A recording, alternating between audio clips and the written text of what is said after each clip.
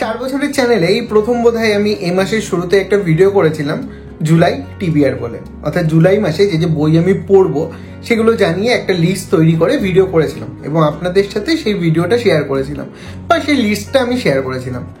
আজকে জুলাই 30 তারিখে এসে সেই লিস্ট থেকে আমি কোন কোন বই পড়তে পারলাম বা এই মাসে আমি কি পড়লাম সেগুলোই জানাবো আজকের ভিডিওতে।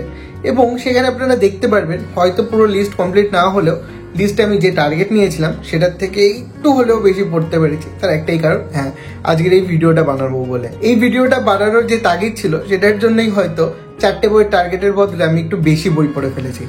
খুব বেশি পড়িনি, তবে 4টের থেকে বেশি। কি বই পড়লাম এবং পড়ে কেমন লাগলো তার ওভারঅল ভিউ বা ছোট্ট করে যদি বলি সেগুলো এই ভিডিওতেই জানাবো। Without any further delay let's get started. যারা শেষ দিনে টিবিআরটা দেখেছিলেন সেখানে জানেন আমি একটা বইয়ের কথা বলেছিলাম যেটা জুন মাসে আমি শুরু করেছিলাম এবং শেষ হয়নি আমার জুলাই মাসে। এবং জুলাই মাসের শুরুতে এই বইটা আমি তখন পড়েছিলাম এবং সেটাই প্রথম শেষ করি এই মাসে। পটমঞ্জরি অভিক সরকারের লেখা এই বইটা সম্পর্কে আলাদা করে রিভিউ আসেনি, চেষ্টা করব এটা রিভিউ আনার চ্যানেলে। এবং এই বইটা সংক্ষেপে যদি বলি তাহলে ইতিহাস আশ্রিত একটা বই।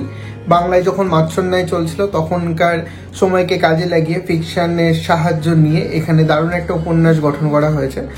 এবং আমার লেখনী এই বইটার খুবই ভালো লেগেছে। অভিক সরকারের লেখনী আমি অনেকদিন পর পড়লাম এবং অভিক সরকারের লেখা বই অনেকদিন পর পড়েছি, কিন্তু দুর্দান্ত লেগেছে এই বইটা, আমার খুবই ভালো লেগেছে। এখানে পেছনে যে লাইনগুলো লেখা আছে, রোমাঞ্চ, রুদ্ধশ্বাস, সংগ্রাম, হিংসা, কদর্য ষড়যন্ত্র, বীরত্ব, সর্বোপরি প্রেম এবং মহত্ব, প্রত্যেকটা জিনিস খুব ভালো করে এই উপন্যাসের মধ্যে রয়েছে এবং পড়ার সময় আপনি বুঝতে পারবেন। কারণ এই বইটা ছেড়ে ওঠার মতো কোনো বই না, আবার খুব ফাস্ট পড়ার মতো কোনো বই না, সময় নিয়ে ভালো লাগার মতো একটা বই, যেটা পড়লে আমারও মনে হয় আপনাদের ভালো লাগবে।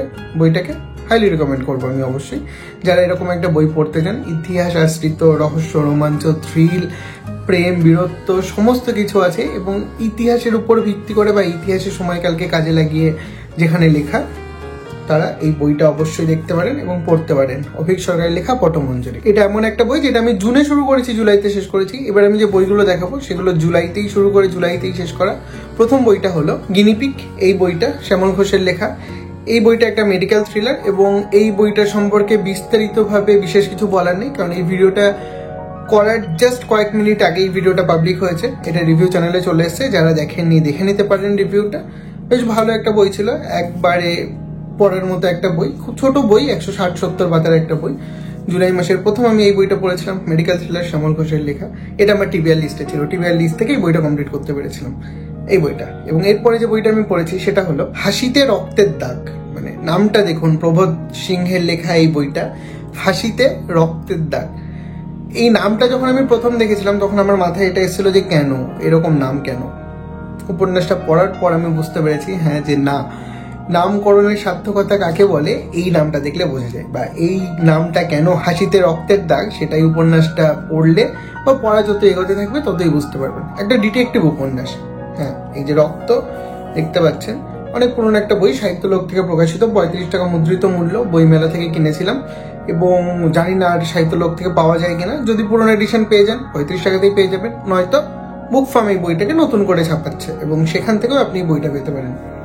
বইটা সম্পর্কে যদি এক কথায় বলি, হাইলি রিকমেন্ড একটা বই। অনেকদিন পর এরকম একটা ডিটেকটিভ উপন্যাস আমি পড়েছিলাম, জাস্ট পাতার পর পাতা আমি পড়ে গিয়েছি এবং কি হয় এরকম ভাবটা সবসময় বোঝাই ছিল।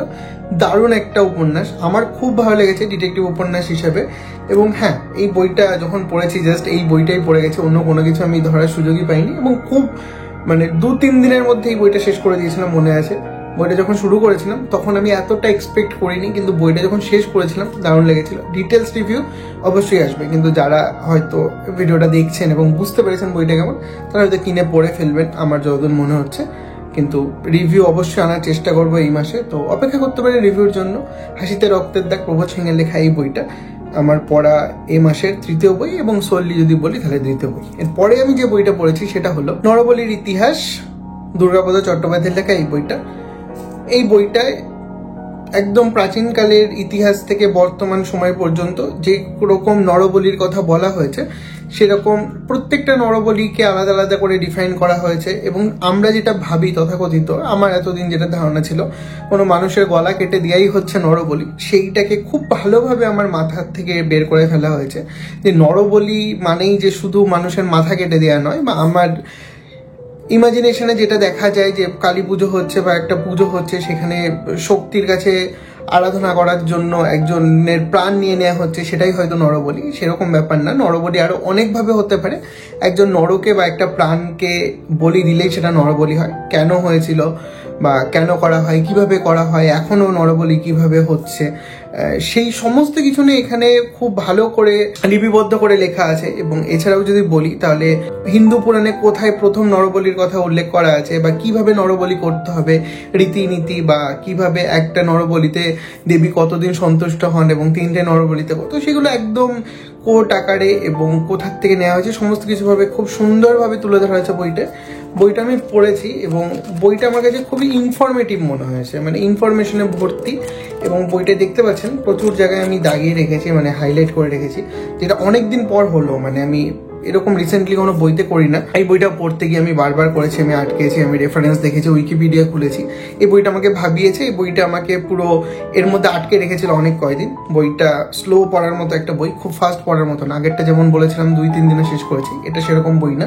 তবে হ্যাঁ, যদি সময় থাকে তাহলে এই বইটা পড়তে আপনি দারুণ উপভোগ করবেন। আমি তো বলবো যারা নন ফিকশন পড়তে আগ্রহী এবং এই পার্টিকুলার ব্যাপারটা জানতে যাদের আগ্রহ আছে, নরবলির ইতিহাস, কিরকম ভাবে নরবলি শুরু হয়েছিল বা সেটার বিবর্তন কিভাবে হয়েছে, বর্তমানে কিভাবে হয়, সেই সমস্ত যদি জানতে হয় তাহলে আমার মনে হয় রিকমেন্ড করার মতো একটা বই, এবং পড়ে দেখতে পারেন। আশা করি খারাপ লাগবে না, আমার ভালো লেগেছে। পরে আমি যে বইটা পড়েছি এই মাসে সেটা এরকম একটা বই যেটা আমি পড়বো বলে ভাবিনি, মানে এই মাসে পড়বো বলে তো একদমই ভাবিনি, কিন্তু সকালবেলা ঘুম থেকে ওঠার পর হঠাৎ মনের মধ্যে যাকে বলে চুল জেগে উঠলো যে একটা বই অর্ডার করতে হবে অনেকদিন পর।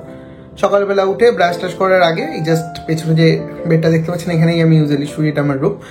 এখানেই হঠাৎ করে ঘুম থেকে উঠে আমি একটা বই অর্ডার করলাম। বইটা অর্ডার করার পর মনে হলো না, অনেক দিনের একটা ইচ্ছা আমি কমপ্লিট করলাম। হ্যাঁ, বইটা আমার উইশ লিস্টে ছিল এবং পড়ার খুব ইচ্ছা ছিল। হয়তো আপনারা যারা শর্টস দেখেছেন তারা বুঝতে পারছেন কোন বইয়ের কথা বলছি। ডেজ এট দ্য মরিজাকি বুকশপ, এই বইটা আমি কিনেছিলাম এই মাসেই এবং এই মাসেই শেষ করে দিয়েছি। বইটা আসার পর সবার আগে এই বইটাই পড়েছি। এই বইটা এমন একটা বই, খুব লাইট ওয়েটের একটা বই, ওজনের দিক থেকে না, পড়ার দিক থেকে বলছি। বইটা পড়লে মন ভালো হয়, আমার তো মন ভালো হয়েছে। তবে বইটার শুরু একটু ভারাক্রান্ত মন নিয়ে, বা এই বইটার শুরুটা আপনাকে একটু খারাপ লাগাবে। এই বইটায় যাকে দেখানো হয়েছে 25 বছরের তাকাকর ব্রেকআপ হয় সদ্য, অর্থাৎ তার বয়ফ্রেন্ড এখানে দেখানো হয়, তার বয়ফ্রেন্ড তার সাথে চিট করে। তাদের রিলেশন থাকা সত্ত্বেও তার বয়ফ্রেন্ডের পুরনো একটা রিলেশন থাকে এবং সে তাকাকোকে একদিন হঠাৎ করে বলে যে আমি ওর সাথে বিয়ে করছি। তো তারপরে একটা মেয়ের কি অবস্থায় বুঝতে পারছে, জব ছেড়ে দেয় ডিপ্রেশনে এসে এবং সেই জায়গাটাই ছেড়ে দেওয়ার কথা ভাবে। এবং তারপরে চলে আসে তার মামার কাছে। তার মামার একটা বুক শপ থাকে, মরিজাকি বুক শপ, যেটা ওদের ফ্যামিলির বইয়ের দোকান, যেটা ওর দাদু তারপরে মামার কাছে এসছে এবং সেইখানে গিয়ে সে থাকতে লাগে। এবং তারপরেও স্টোরি অনেক এগায়, এটা একদম ইনিশিয়াল স্টোরি বললাম।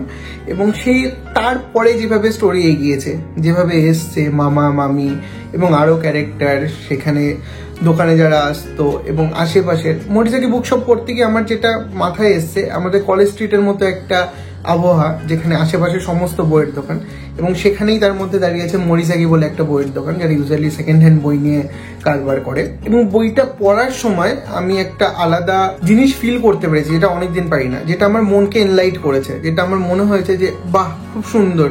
বা প্রত্যেকটা চ্যাপ্টার শেষে আমার জানার আগ্রহ বেড়েছে পরের চ্যাপ্টারে কি হবে। জাপানিজ থেকে এটা অনুবাদ করা, অনুবাদটা খুব সুন্দর লেগেছে আমার, কারণ আমার মতো মানুষ যখন ইংলিশ এত তাড়াতাড়ি পড়ে ফেলেছে, তাহলে অনুবাদ খুব সহজ না বললে ভুল হবে, কারণ প্রচন্ড সহজ বলেই আমি হয়তো তাড়াতাড়ি পড়তে পেরেছি। এই বইটা পড়ার পর মোর ডেজ এক মরিজাকি বুকশপ, ওই বইটাও কিনতে হবে, কারণ এখানে শেষ হচ্ছে না, এরপরে সিকুয়েল আছে, সেই সিকুয়েল পড়তে হবে, কারণ এটা পরে এতটাই ভালো লেগেছে যে সিকুয়েল না পড়লে আমি মিস করবো, তো পড়ে ফেলবো।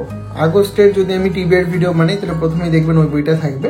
হ্যাঁ, জানি না বইটা কিনবো কি করে, কিনে নেবো হয়তো, দেখা যাক। খুব সুন্দর বই, মানে আমি বলবো যারা পড়তে চান এই বইটা রিভিউ আমার জন্য ওয়েট করতে হবে না, কিনে পড়ে নিতে পারেন, দারুণ বই। মানে কিছু বই থাকে না যেগুলো হাতে নিলেও ভালো লাগে আর পড়ার পর আরো ভালো লাগে, আমার এই বইটার ক্ষেত্রে একদম সেম জিনিসটা হয়েছে। এরপর আমি যে বইটা এই মাসে পড়েছি সেটা হলো ইন্দিরা দাসের লেখা রক্তগধূলি। এই বইটা খুব ছোট বই, মাত্র 80 পাতার মতো একটা বই, সামাজিক একটা বই, এবং একবারে ওয়ান সিটিং এ আমি এটা শেষ করেছি। এই বইটার রিভিউ হয়তো খুব তাড়াতাড়ি চ্যানেলে আসবে, তো সেটার জন্য অপেক্ষা করুন, সেটা দেখেই বুঝতে পারবেন বইটা আপনারা কিনবেন কি কিনবেন না, আপনাদের কিরকম লাগবে। ডিটেলস রিভিউতে আমি খুব ভালো করে জানাবো বইটা সম্পর্কে। এই বইটা পড়েছিলাম। এরপরে আমি যে বই এ মাসে পড়েছি সেটা হলো এইটা। না না, পুরোটা আমি পড়িনি, এখান থেকে আমি সমস্ত গল্পগুলো পড়েছি। আর যেতে হবে যোজন পথ, বাপ্পাদিত্য চট্টোপাধ্যায়ের লেখা উপন্যাসটা এই বই থেকে পড়ে কমপ্লিট করেছি। পত্রিকা একটু রেখে রেখে পড়বো যতক্ষণ না অন্য কোনো পত্রিকা আসছে। এরপরে প্রবন্ধগুলো আশা করি পরের মাসে পড়ে ফেলবো। আর উপন্যাসটা সম্পর্কে যদি বলি তাহলে আমার ভালো লেগেছে। অনেকদিন পর পূজা বার্ষিকের কোনো উপন্যাস আমি ওয়ান সিটিং এ শেষ করেছি, যেটা আমার কাছে মনে হয় যে ভালো না লাগলে আমি শেষ করতে পারতাম না। তো একবারে একদিন রাত্রেবেলা ধরে সেদিনই শেষ করেছি, ভালো লেগেছিল। উপন্যাসটা যেভাবে এগিয়েছে এবং এগোনোর পরে যেরকম ভাবে চমকে দেয় সেটা একটা ভালো লাগার বিষয়, কারণ আমি ভাবিও নি উপন্যাসটা ওরকম টাইপের উপন্যাস, যেটা একদমই শুরুতে মনে হচ্ছিল না, শেষের দিকে গিয়ে আমি চমকে গেছিলাম। বেশ ভালো লাগছিল উপন্যাসটা পড়ে। তো আপনারা যারা পড়তে চান উপন্যাসটা পড়ে দেখতে পারেন যাদের কাছে আছে। এবং গল্পগুলো আমার ভালো লেগেছে। বইটা যেদিন প্রকাশ পেয়েছে সেদিনই কিনেছিলাম এবং তার 2-3 দিনের মধ্যেই গল্প আর এই উপন্যাসটা কমপ্লিট করে ফেলেছিলাম।